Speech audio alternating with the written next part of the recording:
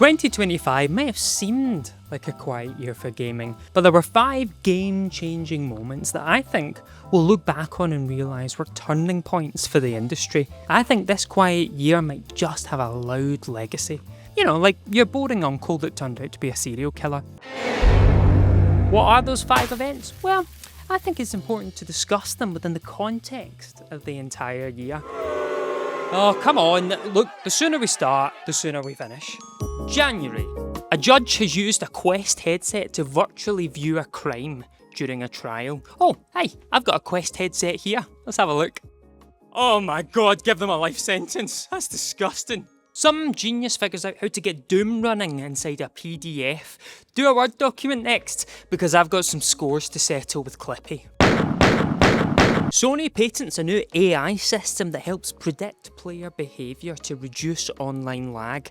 Flash forward to 2028, where players will simply have to think an unacceptable slur, and their PlayStation 6 will scream it for them. February. It's reported that Roblox has been investigated by the US Securities and Exchange Commission, who specialise in enforcing laws against market manipulation. Oh, I'm just getting word that we're about to go live to the courtroom. I want the truth! You can't handle the truth! Sony apologises to players after the PlayStation Network is taken offline for almost a full 24 hours. It turns out the outage was due to you! You unplugged your PlayStation 5 while I was in rest mode. How many times do you need to be told? Literally no one else does this but you. And we're sick of it. Hey, just a quick moment to say that subscribing to the FGS channel would be a brilliant Christmas present. I mean, I prefer cash, but my bosses say I can't ask you for that. The Teenage Mutant Ninja Turtles are made available to play in Call of Duty Black Ops 6, a dream come true for anyone who's wanted to see characters intended for children commit war crimes. You know, I wonder if the players of 2045 will be demanding to see Miss Rachel as a Mortal Kombat fighter. Hello! Can you say Fatality? Fatality? Microsoft announced their own AI model which can generate new gameplay sequences from just 1 second of human gameplay. I'm going to feed it press F to pay respects in the hope that it makes me a full-on bereavement typing simulator. Just smashing that spacebar to console my loved ones. Don't worry, they're in a better place now. Kingdom Come Deliverance 2. An early Game of the Year contender appears with the extraordinarily immersive Kingdom Come Deliverance 2. It looks great, it's full of amazing performances, but you know what isn't great? Me playing it. I couldn't fight. I was a shite blacksmith and I got shouted at for sleeping in someone else's bed. Look, I appreciate Kingdom Come for sticking so strongly to unforgiving realism, but for me, video games are an escape from that realism. If I wanted to be at a real job and shouted at by people who hate me, I'd simply leave the house. You're f***ing useless! March. PlayStation partners with a UK leasing company to offer players the option to rent PlayStation 5 hardware for a monthly fee. Let's see how Sony react when I rent a PlayStation 5 and instead send them back a PlayStation 3 sellotape to a PlayStation 2. What? Oh, it's up to the same number. I don't see the problem here. It's reported that Sony are developing another AI system, one that allows you to have conversations with the player character. I genuinely cannot imagine anything worse than having to make small talk with my video games. How you doing, Kratos? You alright, mate? Going on any holidays this year? Probably avoiding ancient Greece, I'd assume. Xbox tells players to expect more TV shows based on their video games. And after having watched the Halo TV show, let me say this, don't. Cristiano Ronaldo becomes a playable fighter in Fatal Fury City of the Wolves. Nothing to add to that, just nothing I can say is funnier than that statement. That was fun! Split Fiction. The folk behind It Takes Two are back with another fast-paced 2-player adventure that sees you flipping between a futuristic sci-fi world and a fantasy medieval adventure. One moment you're in a cyberpunk shootout, the next you're being chased by a dragon, and then you're floating through the air as a flying pig. It's the sort of wild multiplayer variety you could previously only get by playing Halo with a head injury. Assassin's Creed Shadows. Assassin's Creed Shadows launches with a last-minute patch that makes the inside of temples and shrines indestructible. All good by me, I don't see any problem with taking account of cultural sensitivities, but it is quite funny in a series whose second instalment ended with a bare-knuckle brawl with the Pope. Like, the literal Pope, just feeding that motherfucker knuckle sandwiches until the credits roll. Atomfall. Britain is in the midst of a nuclear disaster in which you have to scavenge to survive and fight cults, mutants and robots just to make it through the day. So after all of that, it's so nice to get home and play some light relief like Atomfall. April Fools is here, and I don't know if anyone's told you, but it's no longer a joke, because for $50 you can treat yourself to a replica of the pillow that James Sunderland uses to end the life of his dying wife. No, don't smother me with the limited edition Silent Hill 2 pillow. That's for smothering guests. Ubisoft responds to a lawsuit over the shutdown of The Crew by arguing that players weren't buying ownership of the title, but instead a limited license to access the game. Honestly, give it 10 years and they won't just be taking games off of online stores, but also sending a member of the Men in Black round to your door to erase any memory you had of the experience. Yeah, did you ever play Spec Ops: The Line? No. The Last of Us Season 3 is greenlit before Season 2 even hits our screens. What the viewers don't know though is that Season 3 is just Season 2 remastered, and Season 4 is planned to just be Season 1 again, but entirely reshot with higher fidelity actors. The Minecraft movie is released and becomes the highest grossing video game movie of all time. But drama ensues as cinemas warn that they will kick out anyone who attempts to participate in the chicken jockey TikTok trend. This trend encourages folk to throw popcorn in the air and join in with Jack Black as he shouts, "Chicken jockey!" at the appearance of a baby zombie riding a chicken. No, you're not having a stroke, that's an actual sentence. What a waste this is. You know, there's people starving in the world and we could be easily eating all these TikTokers. Yeah? Just stick them all in a big air fryer and we'll have solved world hunger before Grand Theft Auto 6 is out. South of Midnight. A real indicator of the trajectory of the human race here. South of Midnight is an amazing looking, approachable action adventure, which, if released in 2005, feels like it would have followed the path of something like Beyond Good and Evil. You know, maybe not selling a lot, but becoming like a cult classic that's enjoyed and celebrated by the people who it resonated with. In 2025 though, well, it's held up as a bizarre DEI scapegoat on Twitter by hardcore MAGA accounts that are somehow based in Nigeria. Blueprints. An early Game of the Year contender that will confuse onlookers as you cry the wettest of tears at the sight of a closet. Let me tell you this, if I ever build my own home, I will never, ever have a storeroom. Oh, but where will we put all our stuff? I don't care! It's just too painful. Do you know how many runs I lost to those f***ing storerooms? The Elder Scrolls Oblivion Remastered. Bethesda shadow drop a shiny new version of everyone's favourite Elder Scrolls game, allowing players worldwide to make 4K abominations in the character creator. An optional $10 deluxe upgrade includes the infamous horse armour, a rip-off that makes me nostalgic for a rip-off. It's a beautiful thing. Clair Obscur Expedition 33. This is a game with as many Game of the Year nominations as it has words in its title. Clair Obscur feels like a huge turning point for my mouth, but also for gaming. And I say that as someone who hates RPGs and the French. Sorry, that's not funny. You shouldn't say things like that in this day and age. I take it back. I actually don't mind Final Fantasy VII. While I might not be obsessed with this game, I am obsessed with how it was made. A developer who left Ubisoft started working on their dream game in the pandemic. They found a writer on Reddit, a composer via SoundCloud, and they found their art director just by looking at their ArtStation page. And now, here they are, collecting every Game of the Year award going. You know, all the tech bros are trying to tell us that AI is the future, but I don't think it is. I think it's teams and projects like this, combining pure passion with development tools that are becoming more and more accessible to everyday folk. Look, it's not my game of the year, but Clair Obscur Expedition 33 is easily my first game-changing moment of the year. May, Grand Theft Auto 6 Trailer 2 is released and Rockstar confirms that all the footage has been captured on a base PlayStation 5. Very impressive. Here's an exclusive look at that same trailer running on an Xbox Series S.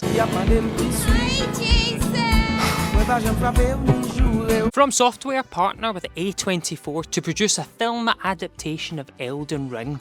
The only way I can respect this is if the film pauses every 20 minutes and won't resume until you've triumphed in physical combat against bigger and bigger members of cinema staff. Come on, Gran, it's called Elden Ring. You're gonna love it. EA cancels their Black Panther game.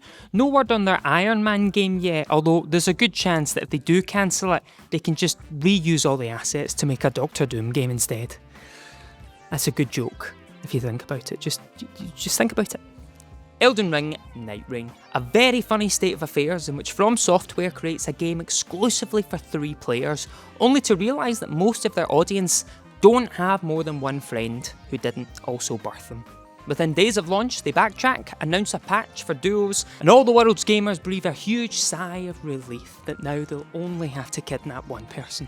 Doom the Dark Ages. The Doomslayer returns in a prequel, and this time he has a shield to throw at demons. It's a bit like playing as Captain America, but with anger issues. Tell you something though, that is the person I want to see fight Harrison Ford. You know, that's some elder abuse that I would pay to see. June. IO Interactive finally revealed their James Bond game at Sony's State of Play. Could have saved themselves a lot of money though by just having someone get on stage and go, "Look, it's just Hitman with hair. Okay? It's a Hitman game, it's Hitman with hair. You know what you're getting." Xbox announced their long-rumoured handheld console, confirming that there's always one thing you can expect from Microsoft, that they physically cannot bring themselves to sensibly name a console. This time they've gone for the ROG Xbox Ally and ROG Xbox Ally X. Sounds like what Elon Musk would call twins. The Switch 2 is released, the first ever console that I've purchased on launch day. I went for the Mario Kart World and Bijan bundle, which I've not seen anyone else get, which makes me think it might be limited edition. What's it like as a console? Well, I love it. It feels like the premium upgrade that the Switch was desperate for, and it's clearly been on the Ozempic too, because it's somehow slimmer than the original Switch. Sadly though, key launch title Mario Kart World promises an open world revolution of the franchise, and very interestingly, isn't. Sure, you can explore the open world, but it's tucked away right at the bottom of the main menu, and all you can really do is like little tasks to collect stickers. And not one of those stickers is honk if you're horny. I mean, come on Nintendo, know your audience. MindsEye. After leaving Rockstar in a blaze of glory, Grand Theft Auto producer Leslie Benzies sets up his own company and gets to work on GTA killer MindsEye. The game releases in a broken mess, reviews are terrible, and Leslie himself says that saboteurs from within the company were responsible for the negative reception. Oh my god. The reviews are coming from inside the house.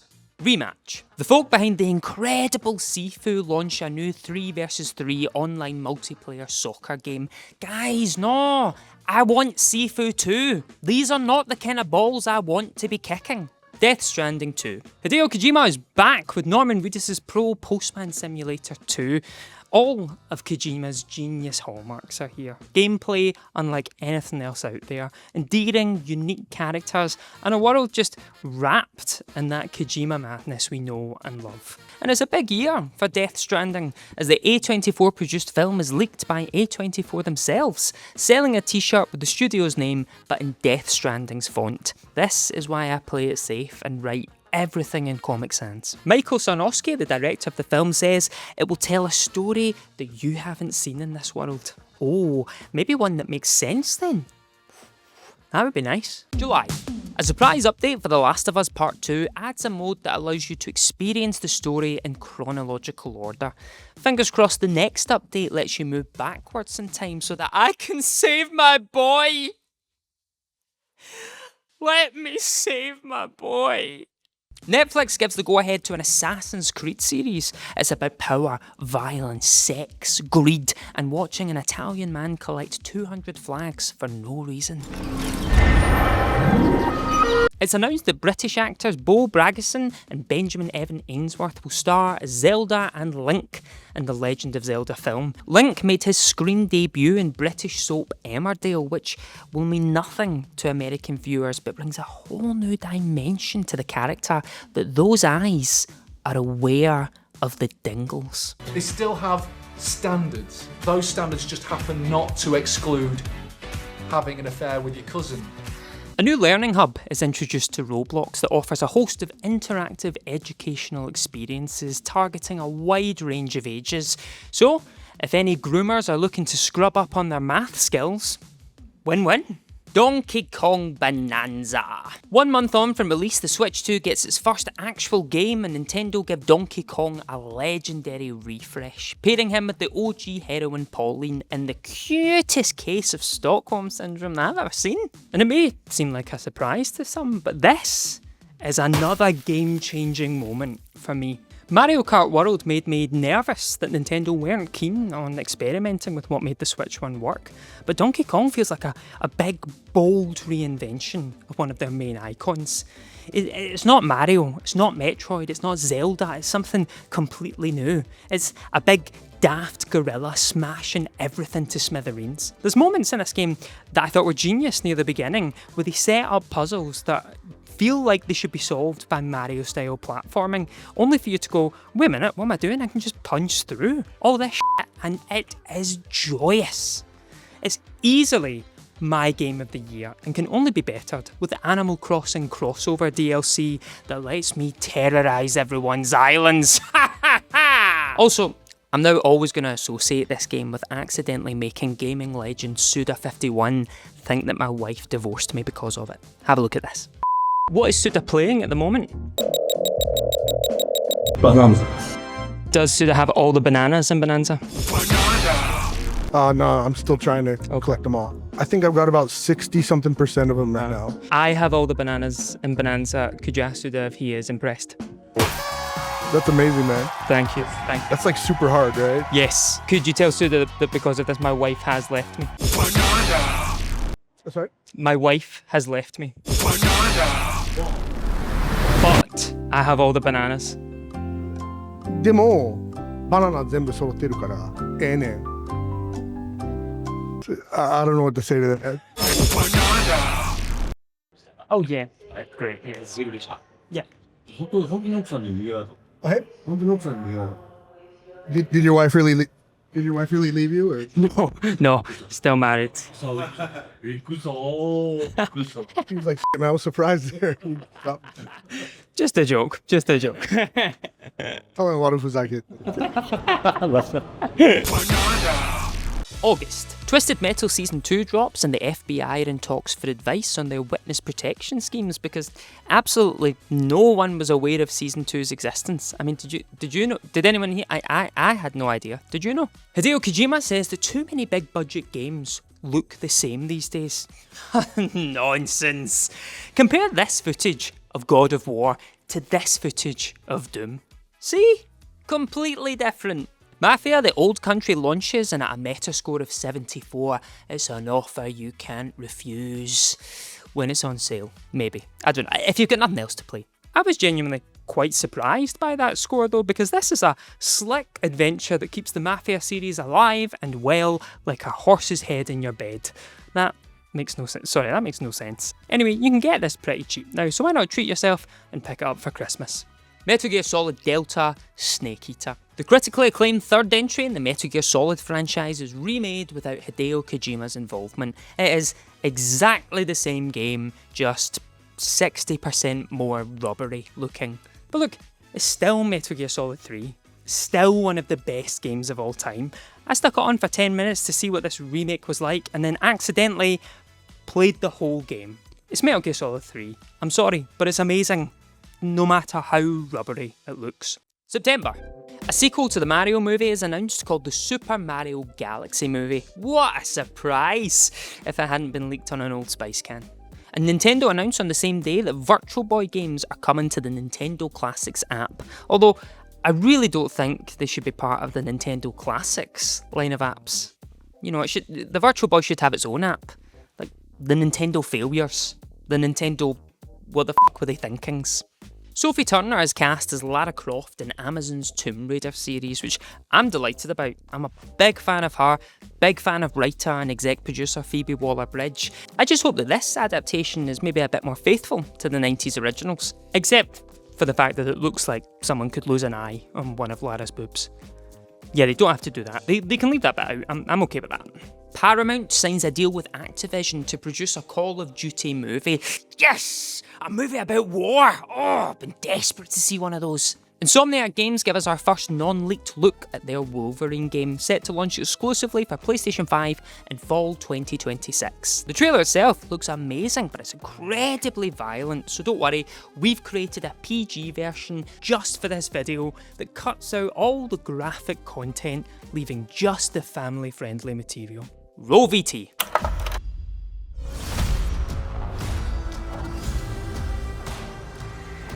I'm Wolverine.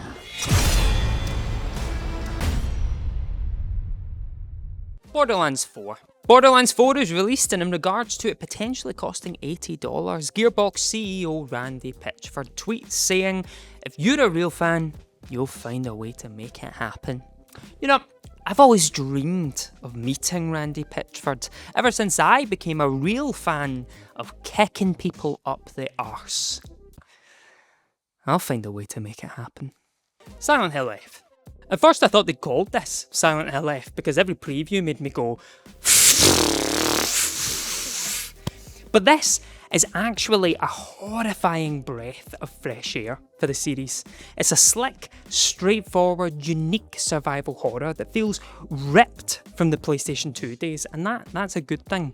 And that's 2 good games in a row for Silent Hill now.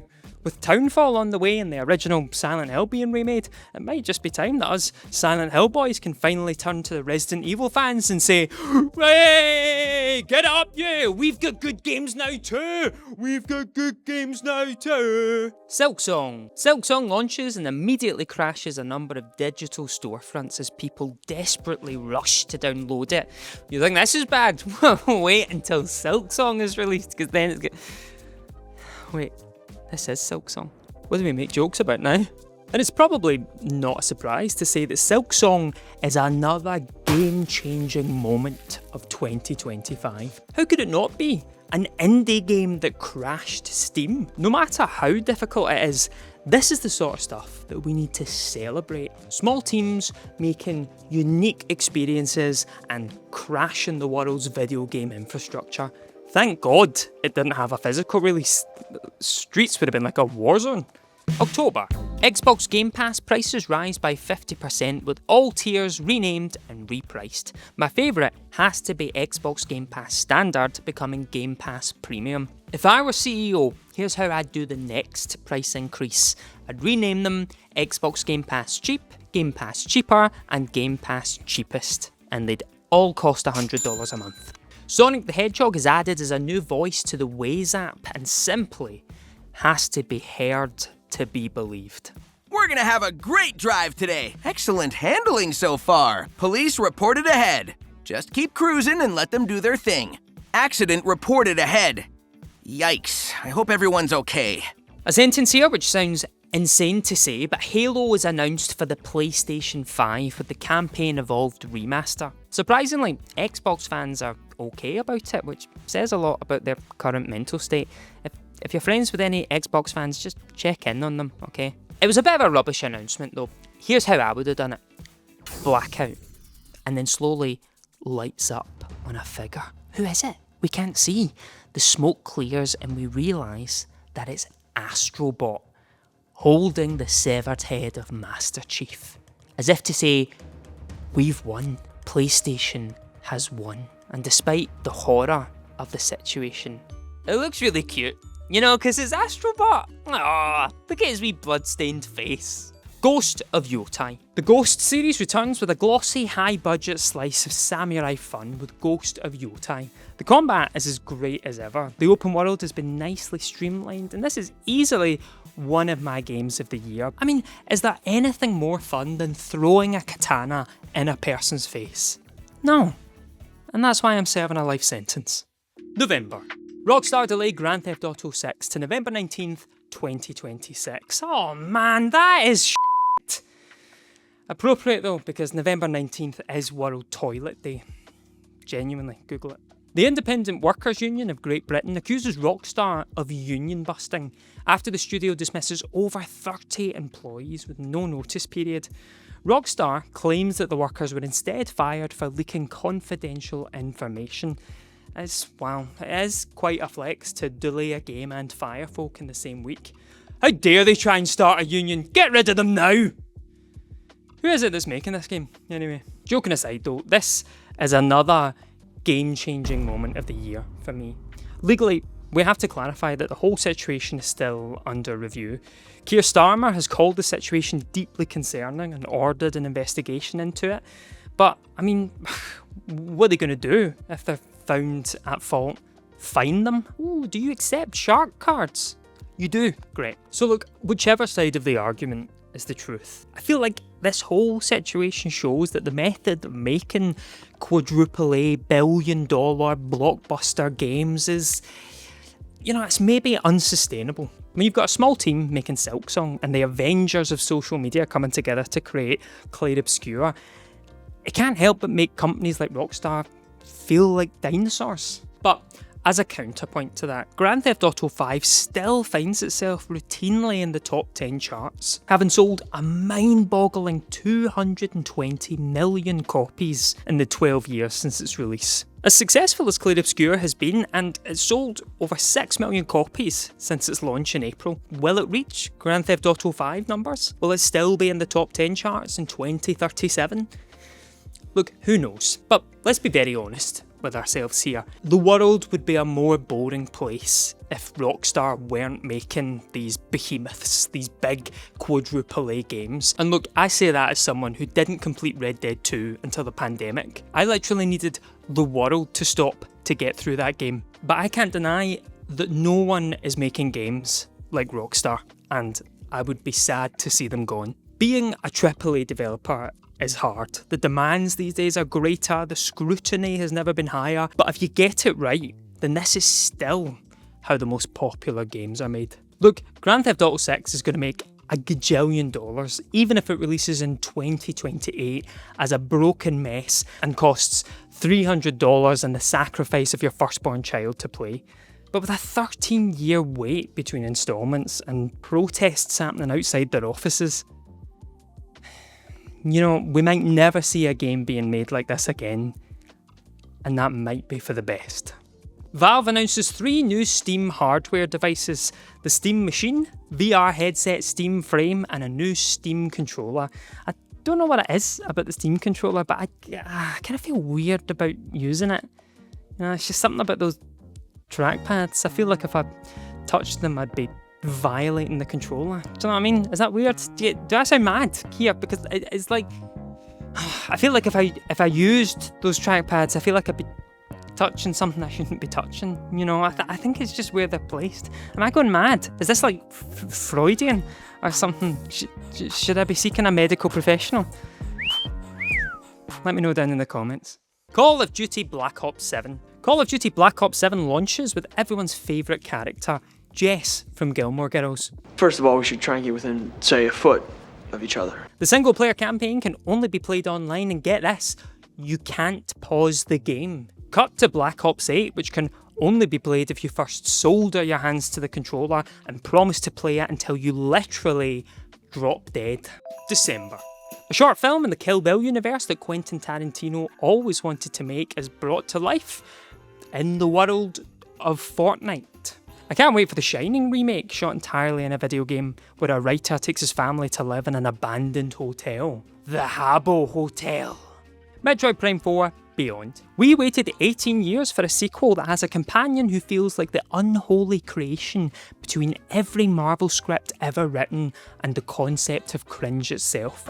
Okay, that did not sound friendly. But if you can get over that, Retro Studios has replicated their old magic while injecting some fresh new ideas into the formula, which makes Samus's latest adventure the perfect way to end your year with Nintendo's new console.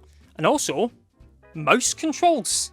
Yes! Jeff Keighley's Game Awards are here again. Jeff posts a picture of a strange statue in the desert that sends social media into a frenzy, trying to figure out exactly what it is. Has anyone considered that it might be a confession? You know, should we maybe be locking Jeff up? These might be his victims. But what happened at the Game Awards, and more importantly, what was announced? Well, as expected, Clair Obscur won pretty much every award going. We got a new Star Wars Old Republic game. Turns out the statue in the desert was teasing a new Divinity game from Larian Studios. We got 2 Tomb Raider games, a new adventure and a remake of the original game. But will it be a remake of the original or a remake of the remake, Tomb Raider Anniversary? I say just skip that and jump straight to the remake of the remake's remake. Don't you agree? Leon S. Kennedy is confirmed to be back in Resident Evil 9, and Jeff ended the show on a new 2D Mega Man. And I'm sorry, it has to be done. I have to call this year's Game Awards my final game-changing moment of 2025. And it's more of a reminder, to be honest, for years to come. A reminder never to believe any Half-Life 3 rumours! So there you have it. Everything that happened in 2025 and the 5 game-changing moments that we might just be looking back on in years to come. Thank you so much for watching. Have a very Merry Christmas, a Happy New Year, and fingers crossed this time next year we'll all be playing Grand Theft Auto. Grand Theft Auto 4, that is, because it's the best one. Bye.